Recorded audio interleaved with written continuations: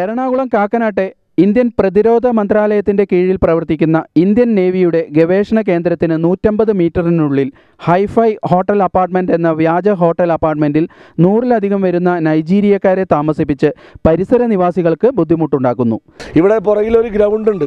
ആ ഗ്രൗണ്ടിൽ ചെന്നിരുന്ന് കഞ്ചാവും ചരസും വലിച്ചുകൊണ്ട് ഈ ബിൽഡിങ്ങിൻ്റെ പുറകുവശത്തുള്ള കിച്ചണിലേക്ക് സ്ത്രീകൾ പാചകം ചെയ്യുന്നത് നോക്കിയിരുന്നു കൊണ്ട് അവരെ കളിയാക്കുന്ന സംഭവം വരെ ഈ അടുത്ത ദിവസം ഉണ്ടായി. സ്ത്രീകൾക്കും കുട്ടികൾക്കും നിത്യ തലവേദനയാണ് ഈ നൈജീരിയക്കാർ.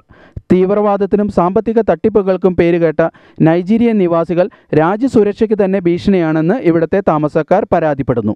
പല കുട്ടികൾക്കും ഇവരെ പരിചയപ്പെടാനാണെന്ന് വിചാരിച്ചിട്ട് തോളിൽ കയറി പിടിക്കുക, പിന്നെ പല ബുദ്ധിമുട്ടുകളും നമുക്ക് ഇവിടെ അനുഭവിച്ചു.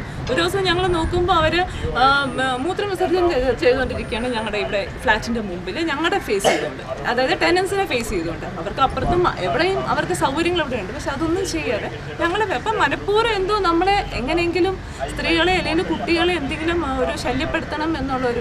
They all are very tall, very dangerous looking. We get scared when we look at them, and they all stay together in groups. So for us to walk and go, it's difficult, and they have attacked children. So where is the safety here? അതും നമ്മുടെ നാട്ടിൽ താമസിക്കുമ്പം when we are scared, പിന്നെ എവിടെ safety? പാൻഡൂരി കാണിക്കുന്ന വൃത്തികെട്ടമായ സമീപനത്തിലേക്ക് അവർ പോവുകയുണ്ടായി. ഇതെല്ലാം കേട്ടപ്പോൾ ഞങ്ങൾ പിന്നെ അടങ്ങിയിരിക്കാൻ ശ്രമിച്ചില്ല. ഞങ്ങൾ തുറന്ന സംഘടനത്തിൻ്റെ, അതായത് കായികമായിട്ടൊന്നും ഞങ്ങൾക്ക് അവരെ നേരിടാൻ പറ്റില്ല. ഞങ്ങൾ സഹനത്തിൻ്റെയും സമരത്തിൻ്റെയും പാതയിലാണ്. ഇതിനെതിരെ ഇവിടുത്തെ താമസക്കാർ അടിയന്തര പൊതുയോഗം ചേർന്ന് ഒറ്റക്കെട്ടായി എടുത്ത തീരുമാനത്തിൽ എല്ലാ നിവാസികളും ഈസ്റ്റേൺ ഗ്രൂപ്പിൻ്റെ ഈ കിരാത നടപടിക്കെതിരെ മുദ്രാവാക്യങ്ങളും ബാനറുകളുമായി സ്ത്രീകളും കുട്ടികളും അടങ്ങുന്ന വൻ സംഘം കാക്കനാട്ടെ NGO ക്വാർട്ടേഴ്സ് ജംഗ്ഷൻ ചുറ്റി പ്രകടനം നടത്തി.